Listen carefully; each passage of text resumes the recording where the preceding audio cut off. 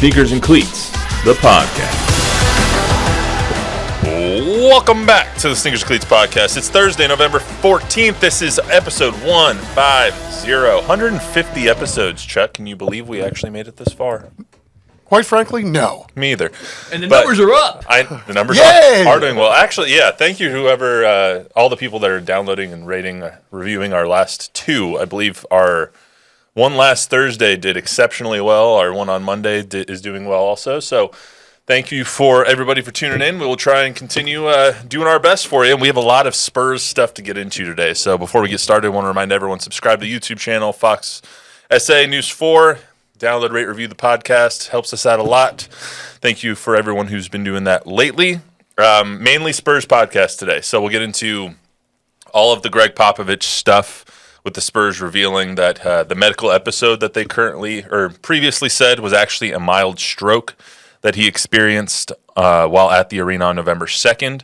We'll talk about the future of the organization and the guy who's led the organization for the last 30 years or so. Plus, on a higher note, Wemby went nuts last night. Woo. My God, dude went for 50 points and kind of run we have kind of been waiting for this season.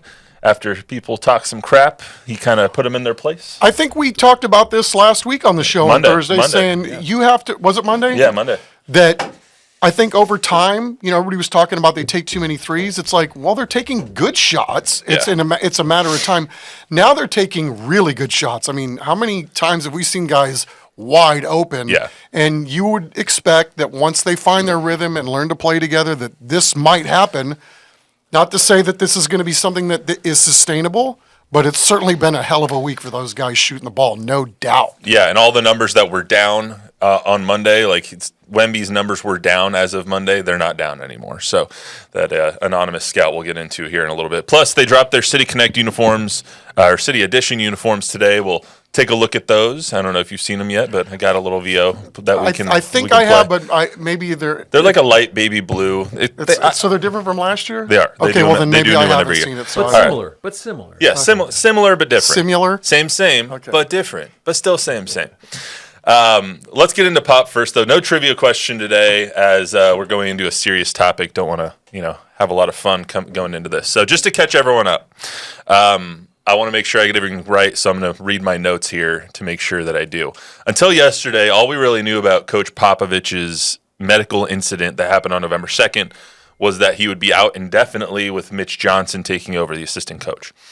Yesterday, the Spurs dropped a press release giving more information, saying that Coach Pop suffered a mild stroke before that November 2nd game against at the Frostbank Center against the Minnesota Timberwolves. They said, quote, Popovich, who has already started the rehabilitation program, is expected to make a full recovery. At this point, the timeline for his return to the sidelines has not been determined. After that, they decided that putting GM Brian Wright up to answer questions would be more appropriate than putting Coach Mitch Johnson up there for his normal pregame press conference at 5:15 whenever they have a game at the Frostbank Center, because Brian Wright is the leader of the basketball organization, leader of the operations when it comes to the basketball side of things. So he went up there. And most importantly, the first question that was asked was the most important one. And how is Coach Pop? This is what Brian had to say. He's doing well. He's doing well. I'm sure another question will come and, well, what has he said? Well, he's going to ask, why are we turning the ball over so much?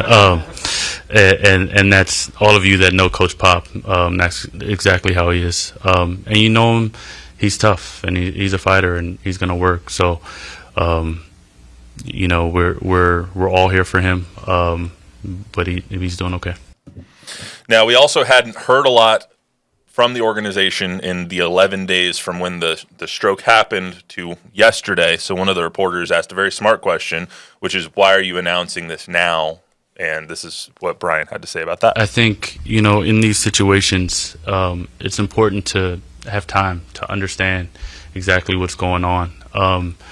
And with time, you're able to speak to things transparently and give an update as to where we are. And so as we had time to take information in, it was the right time to share with everyone as to where we are and what's going on. So that's kind of where we are right now.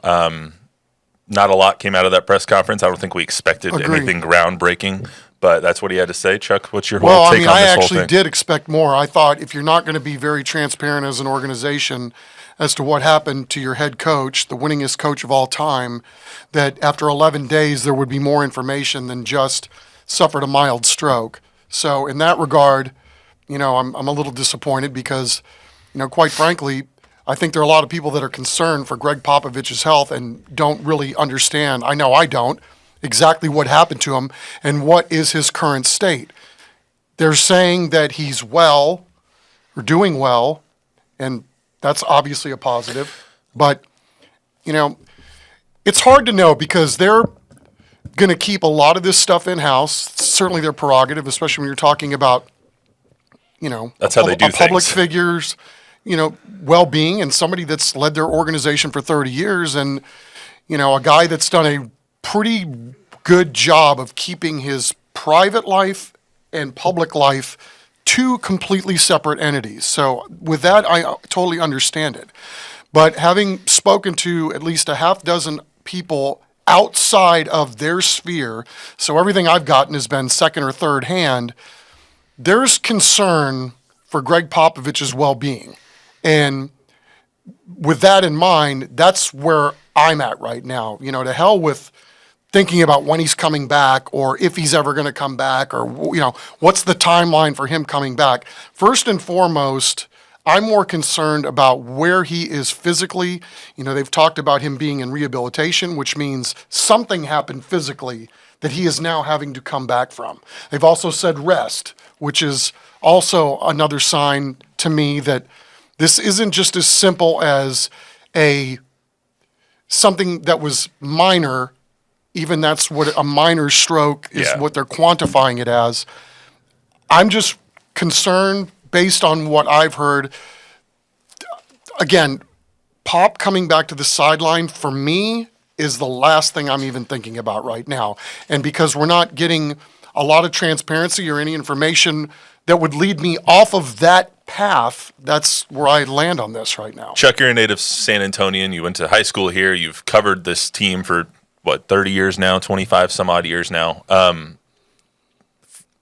Isn't this how they always go about things, though? Like, it's always keeping your cards close to the vest and not really revealing too much information, whether it's medical HIPAA violations, whatever that case may be. It doesn't seem like they ever really reveal that stuff. And Pop is notoriously stingy when it comes to his press conferences and whatnot. The organization notoriously stingy when it comes to releasing information. So isn't that something that you kind of would have expected from them? No, not necessarily. I mean, because I think, it just depends on the circumstance, right? This is different. This is not like any situation that we've encountered with the organization to this point, in my opinion. I mean, this is having to do with somebody's well-being, and he's a coach. He's not a player. So, in that regard, there's probably league rules that, they're able to at least, I don't even know how I want to put it, or maybe be less forthcoming. Not forthcoming is not there, because I don't want to act like they're hiding anything. They're just not saying anything. And because they're not, or saying very little, and then, if you start asking or talking to other people that are a little closer to the situation outside the organization, you reach certain conclusions. So I don't know how to measure this against anything else that's happened to this point. Yes, they like to keep things close to the vest, generally speaking, but again, this is a whole different animal when we're talking about, people's right to know. How much does But what is Pop their, want what is their out, right to know, though? I mean, he's not a government official. He's not the president or the mayor or whatever. What is the public's right to know? It's not like right. Like, how much should we be privy to? I Well, guess. I mean, that's a very hard question to answer. I don't have the- that answer. I definitely don't either. But he is a humongous public figure. He's the Especially here, NBA's yeah. dude. Outside of here, he's the NBA's all-time winningest coach. Fair.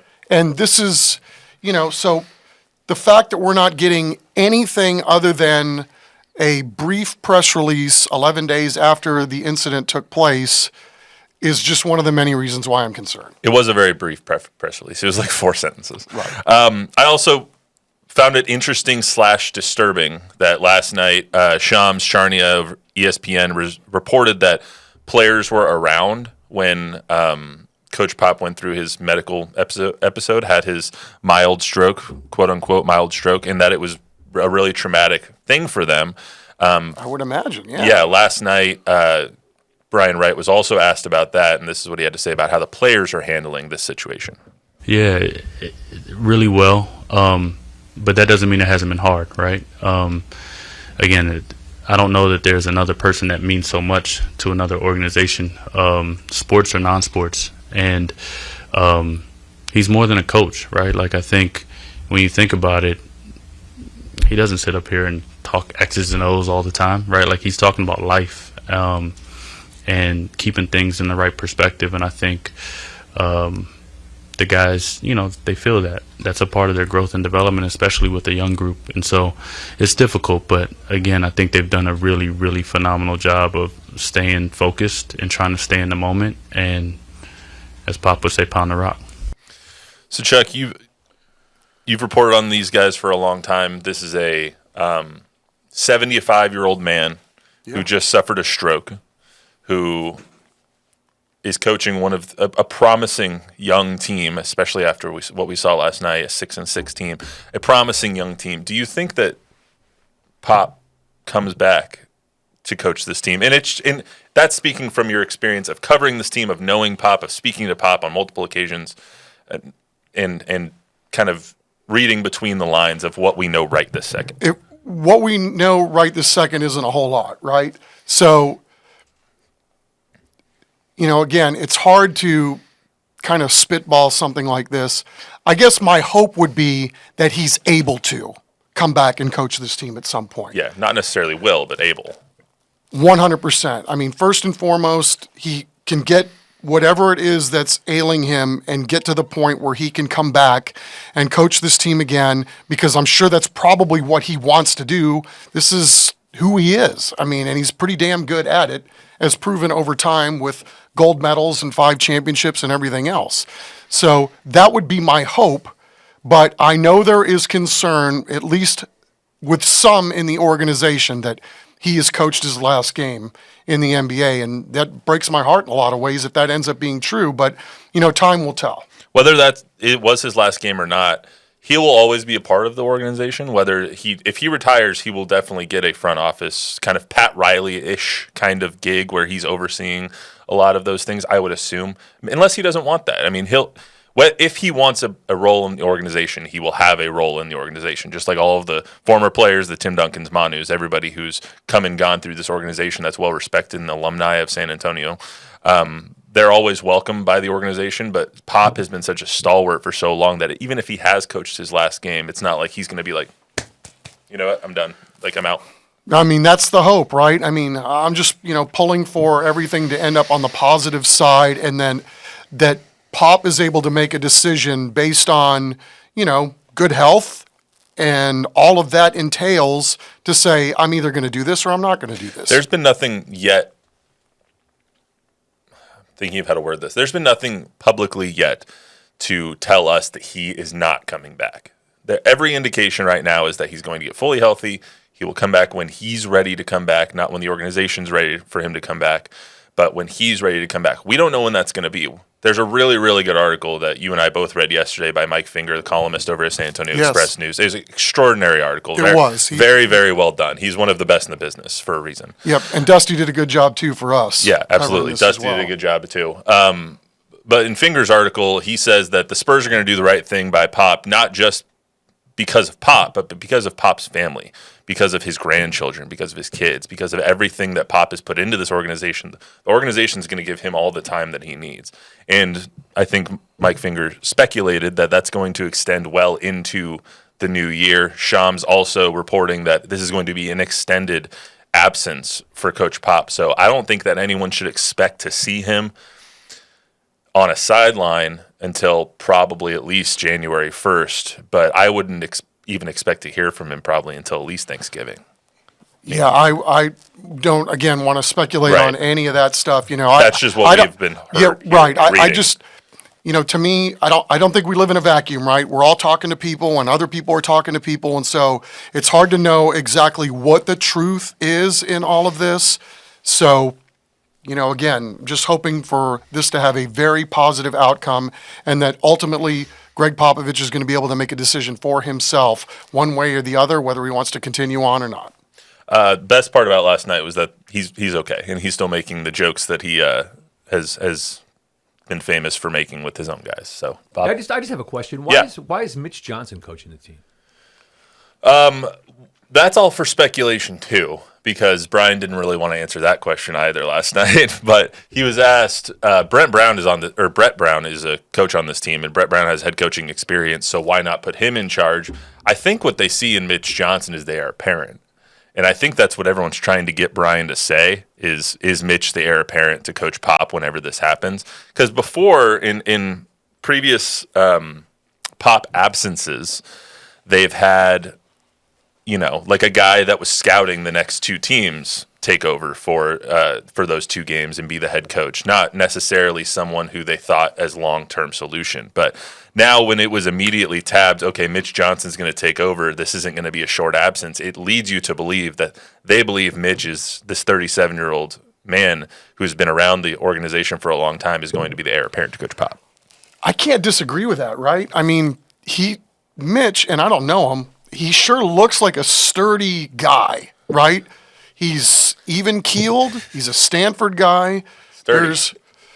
There's a lot about him. And then you think about the youth of this team, and if you're going to try to keep this core together going forward as they figure themselves out in this NBA, why not have a younger guy like him that can kind of grow up with the team and they, part of the bonding thing and, create a family-oriented thing. I think there's some wisdom in finding out in a very adverse situation, how is this team going to proceed with a younger guy kind of leading the way? And again, he just seems like a very, very even-keeled, I don't know how to put it any other way than sturdy. Well, you listen to his press conference. He's very Popovichian, I will say. Popian?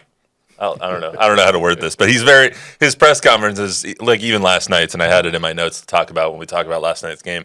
Even last night, he's like, yeah, I mean, we played like crap on defense. They allowed 130 points, even though they won, and Wemby scored 50, which we'll get to in a second. He was very Popovichian, I will But just again, say. I think you're seeing it's like, okay, Gregg Popovich isn't here guiding this team, but it's not like all of a sudden they're playing differently or they're running a bunch of different stuff. It's, Gregg Popovich has done a very good job of allocating power to his assistants. And, you see Mitch out there before a game working with some of the guys that are deep in or on the bench. I mean, the bonds that are being made just from instances like that, it's like, playing catch with your dad, in the front yard. I mean, those things over time start to mean something and have extra value than just the motions of a coach feeding a player a ball while he's shooting threes. I mean, things happen in a non-communicative way, or non-verbal way, I should say, that, over time you would think are going to pay some dividends. Pop's also given a lot of responsibility to other guys, Mitch, and plenty of the other coaches that are, Brett, I mean, all the other coaches that are on the bench right now have other responsibilities that maybe a head coach in another organization would have. So, like we said, the most important thing is that Pop's okay. Amen. They say he's going to make a full recovery, and that's the period, end of sentence, end of topic there, unless Bob has anything he wants to say. Yeah, I just wanted to, everybody's watching, we encourage you to put your thoughts in the comments, especially if you have any well wishes or anything for Pop. Put those in the comments. We'll put them up over the live stream. Yep, absolutely. Thank you, Bob. So let's get period, end of sentence, end of topic. Let's get to the next one, which was the game last night. Much more uplifting subject here.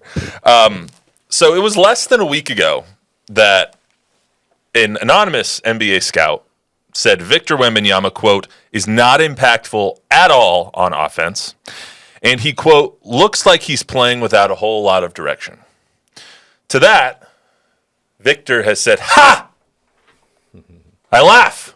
Because over the last 3 games, Wemby's averaging 36 points a game, almost 7 3-point made field goals, 12 rebounds, just to top it off, 4.33 blocks per game. And he, last night against the Wizards, who, albeit, it's the Wizards, they suck. I'm sorry. The Wizards are not a good team. Jordan Poole went for 42 as well. But last night, Wemby goes for 50 points, 8 threes, 6 rebounds, 2 assists, 3 blocks, and 1 steal. He is the first Spur to go for 50 since LaMarcus Aldridge in 2019, just the 8th Spur of all time to go for 50. First Spur to do it in regulation since David Robinson's 71. He's the first player in NBA history to have 3 straight games with 6 3-pointers, 6 plus 3-pointers and multiple blocks. He is the 4th youngest player in NBA history to score 50 points in one game. Wembanyama is the first player in league history with 23 pointers and 25 blocks over the last 6 games. And only 6 players this season have hit 6 3-point field goals in 3 straight games. Anthony Edwards, Jason Tatum, Buddy Hield, LaMelo Ball, Derek White, and Victor Wembanyama. Guards and Victor. So it's impressive. An anonymous NBA scout can suck it. Because what we've seen from Victor, at least over the last 3 games, is otherworldly. I can't deny that. You know, the thing is, like up to that point when the anonymous guy said what he said, you know, there were some shots that Victor was taking like 10 feet beyond the arc and just crazy Steph-like shots that I thought, okay, really dumb. Some of them were going in, though, so it's like, it's not a bad shot if it's going in, right? That's the age-old adage. It's only a bad shot if it doesn't go in. So, but what's going on over the last week has just been, it's silly in a lot of ways. It speaks to, you know, obviously Victor's ability to make shots, but I think it's bigger picture. The ball is moving. Guys are finding each other. They're finding the open shot. Victor's not the only one that's had a good week, right? Right. Chris Paul, his plus minus over the last 3 games is plus 70 something. I mean, Chris Paul didn't have a huge night scoring the ball last night, but I think he had 10 assists. He had 11 assists. 11? Okay. What he's doing to me is like the secret sauce in all this. I mean, because a lot of it I don't think is going to pass the eye test, because when you see the stats, you go, oh, wow, Victor 50, blah, blah, blah, 50. And right, that's amazing. Especially, he did it in 26 minutes, right? He got something stupid like that. He got 250 in 26 minutes, Right. which is the fastest any player has ever gotten 250 in the amount of playing time. He ended up playing 32 minutes, but he didn't score in the last 6 because they took him out thinking, all right, you're done, with like 6 minutes left in the game, and then because they were up by 20, and then the Spurs bench just vomited all over themselves, and then Victor had to come back in the game. Well, in Monday's game, I think it was Monday. Was it Monday? This seems like an awful long week. He scored 34. But just watching them play basketball, and I think somebody alluded to it, and I don't remember who, so I apologize about, the return of the beautiful game. That's what it looked like. I mean, Jordan it was Jordan Houndstone. It was easy to watch. It looked like basketball. It looked like basketball that we used to see here on the reg. And I kept thinking, man, I would watch this. This looks actually pretty good. And then you know what was even cool about last night, even though as stupid as it was, because the Wizards were fouling every 2 seconds and extended the last 30 seconds of that game about 20 minutes. It was horrible. Trying to get back in it like it was a college game. I'm sure it was and even bad Chris for you Paul too, 'cause was you needed like, to get those on. right, exactly. But Chris Paul was like going at their bench and at their coach and saying, what are you guys doing? This is stupid. Like somebody's going to get hurt. But if the Spurs played defense like that, like they were doing full court stuff, up 8 or 9 with 26 seconds left to go, and it's like, yeah, I like it. Let's see more of this. And so I just think you can see something building here. And if you're going to try to be a pain in the keister with 29 seconds left and really ball out and cover a team from baseline to baseline, full court press, 5 was killing me last night. I loved what was going on there with that. That's what I think people want to see, right? Act like it means something. You just said keister. I did. I didn't want to cuss like you on the air. I think you made a great point with Chris Paul. I mean, he doesn't get 50 without Chris Paul last night. He was he was feeding him the ball. He knew what was happening, and it's great to have an adult on the court to actually make it happen. Chris Paul's also, he's seen 50 before. So let's get to the post game real quick. This is from Wemby, Chris Paul, and then Julian Champagnie, and then we'll get into a little bit more of the game. Really, my first thought is eventually I want the rest of our our performances, the rest of our games to overshadow this one. It's I want to make so that in the future it's just another one, you know. Man, very impressive. I don't know how many 50-point games I've been a part of, but to do it in, what they say, 26 minutes? What?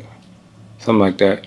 Oh, somebody said 26 minutes. He got the 50 in 26 minutes. Oh, I don't care how you get it, when you get it. I ain't never had 50, so that's tough. Shit.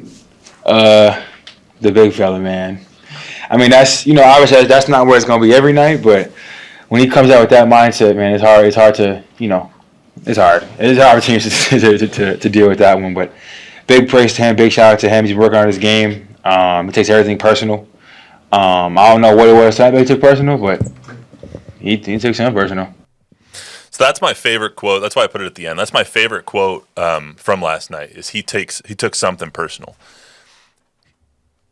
Well, for anyone who watched the Michael Jordan and Chicago Bulls documentary, the Last Dance documentary that went on to Netflix and all that, or that was ESPN that went on to Netflix, I'm sure everyone has seen by now. And if you haven't, go watch it. It's really, really good. One of the best parts of that whole documentary is when Michael Jordan kept saying, I took that personally. I took that personally. I took that personal. And then he goes out and he drops 60 and like dunks on somebody's soul. So I love seeing that kind of mindset. And so to have Julian come out and say, yeah, he took some, I don't know what it was, but something was personal to him tonight. That's when you saw Victor. I love having a superstar that has that kind of mindset, because that's one of the things that made Michael Jordan one of, if not the best player in NBA history, was that mindset of, like, you said what about me? You did what to somebody that I care about? Okay, see what I do tonight. And I love that Wemby came out with that. It was just a phenomenal performance. Again, not just by him, because 50 points in 26 minutes, that's stupid. I don't even know how to compute that. So, but Champagny, I mean, what these guys are doing together, and it's really fun. It's been a fun week. Those are the kind of performances and the kind of things that make you say, this 6-6 Spurs team, I'm excited about them. I'm excited about the future. I'm excited about what this team can eventually develop into, because you see games where they can put it all together. And yes, they played the Wizards. Yes, their defense was not as good as it probably should have been last night. They allowed more than 30 in 3 of the 4 quarters, 39 in the fourth quarter. Obviously had to put their starters back in because their bench was letting the lead up and they didn't want to lose that game. I think they cut it to 5 at one point. You know what? I think at the end of this, though, I'm okay, and I know the coaches probably aren't, but they weren't. Mitch I'm okay was not happy with that. if we give up some defense for some offense. This is an offensive league, right? And you're going to win some games. Obviously, if you're a top 5 defense, it's going to equate over time whether or not you get a lot of victories or not. But I'm okay with seeing things work better on the offensive end. And to your point, this is what we saw at the end of last year, what we've seen this week, right? Reason for hope, reason to think there is something there that you might be able to hang your hat on and stay interested in for a while, and not have these cavernous gaps between really good and then just really dog mess. Dog mess. I feel like that's one of the things that, like, people or horse mess. Horse something. You should take doggy dong. Keister. That's one of the things that I think people should take positively about this as well, is, like, when you look at the Spurs play, you still see Coach Pop. Like, even though he's not there, the defensive principles are there. The ball movement is there. The wanting to get a great shot, not a good shot. All of that is still there. So even though Coach Pop is not physically on the sidelines right now, and he's getting better and trying to improve to be back on the sidelines, you still have Mitch Johnson, who is coaching like Coach Pop. Yes, his own spin. He does his own thing. He's not Coach Pop, but coaching this team, keeping the same culture there. So I think people should also take that as a positive sign for this team, because you see all of the tenets that have made the Spurs the Spurs. I'm just impressed that you're not freezing to death in here, bro. Dude, I am. For anyone who's watching, you can see Chuck is like. What is it? How cold do you think it's? Do you think it's in the 50s in here? So I took my dog for a walk this morning, and it was 55. It feels like that in here. It really does. It might not be that cold in here, but it feels like that. Well, the old thermometer that we had in here was stuck on 59. So, and even that, you would think that it wouldn't be this feels like a lot colder than that. At least it wasn't stuck on 69. Oh. Anyway, all right, let's get to sorry, devolving into chaos here very fast. So the Spurs' next game is against the Lakers. They'll play that on Friday. Yeah, the NBA Cup begins. Yes, stoked. Hey, we're playing the defending NBA Cup champions on Friday. True that. So we start off with a bang at least. Man, I hate the courts.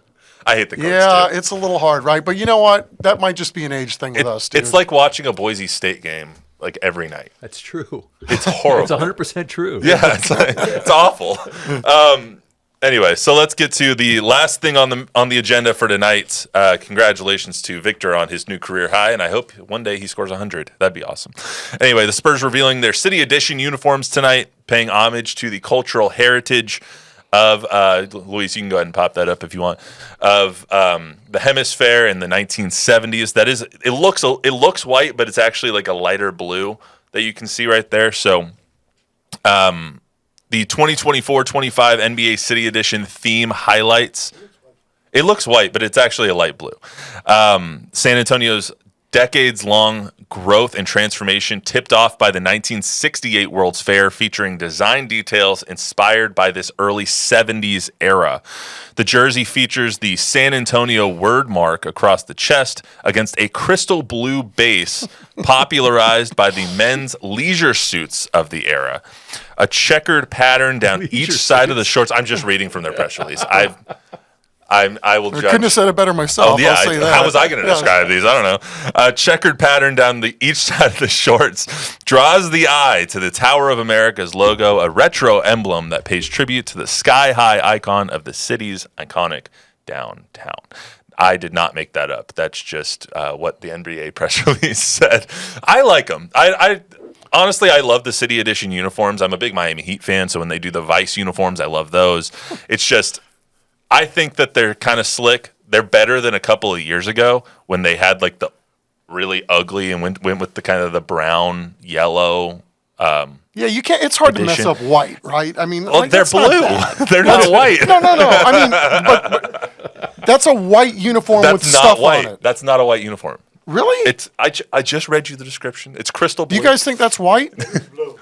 That one looks blue. Okay. Well, shout out to the Reese's Pieces pattern on the side, right? That's makes me want to go get some Reese's Pieces. You're gonna get me in trouble here with my wife because I say Reese's Pieces. Yeah, that's wrong. That sounds too close to doggy dong. Pieces and starts with an S. Species and feces. I didn't want to say that. See, I was trying to Why keep it can't- PG, dog. We're really. So do you like the uniforms or not? Let's get back Yeah, on I mean, track they're here. not bad. I mean, I'm not Bob, going to what- come down too hard on it, Bob, Bob. what do you think? I like them. You like them? Well, I didn't like them until you said leisure suit, and now I'm all in. You seem like a leisure suit kind of guy. I don't. That still looks like white to me, though. Yeah, That's the pictures don't do it justice. Somebody didn't white balance. Can you see this? Mark? you Can sure? see this?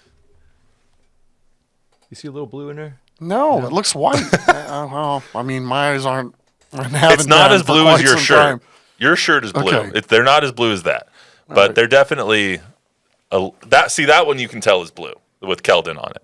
But anyway, I kind of like them. I like the retro kind of the numbers and lettering on the front.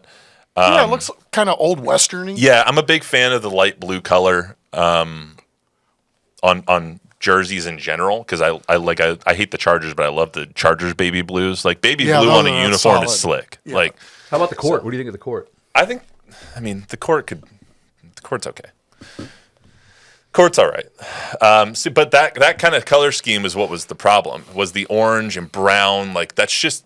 I'm sorry. I know you're a Browns fan. It's just not a great color scheme. It's not a desirable one. Like it's just an ugly color scheme. I was actually heard somebody talking about this earlier. It's like, why do people gravitate towards Christmas in that color scheme other than Thanksgiving?